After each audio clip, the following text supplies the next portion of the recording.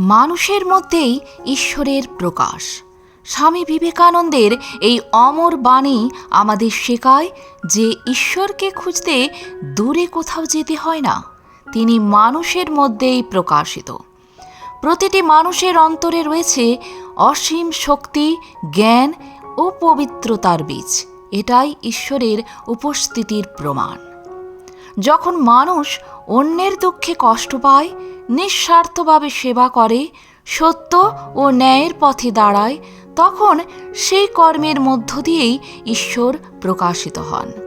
তাই মানব সেবা মানেই ঈশ্বর সেবা। মন্দির, মসজিদ বা গির্জার বাইরেও ঈশ্বর আছেন। ক্ষুধার্তের চোখে, অসহায়ের আহ্বানে, পরিশ্রমীর ঘামে। এই ভাবনা মানুষের মধ্যে ভেদাভেদ ভেঙে দেয় এবং সকলের প্রতি সম্মান ও ভালোবাসা জাগায়। যখন মানুষ নিজের ভেতরের শক্তিকে চিনে নেয় এবং সেই শক্তিকে কল্যাণের পথে ব্যবহার করে, তখন সে নিজেই ঈশ্বরের প্রকাশরূপে পরিণত হয়। এই বোধই মানুষকে আত্মবিশ্বাসী, নির্ভীক ও মানব কল্যাণে নিবেদিত করে তোলে, যা স্বামী বিবেকানন্দের শিক্ষার মূল সুর। আজ এ পর্যন্তই।